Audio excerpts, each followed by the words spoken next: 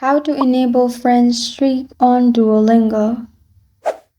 Hi everyone, I'm here to assist you today. Without any delay, let's jump right in. First, open Duolingo on your device. Click on the person icon at the bottom, which is the third option at the bottom. Then click on Settings at the top right corner of your screen. Then you'll find this kind of screen pop up. In here, click on Preferences, which is the first option.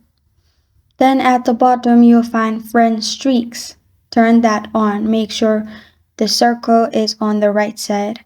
After it's turned on, simply go to the home page of your Duolingo, which is this kind of page.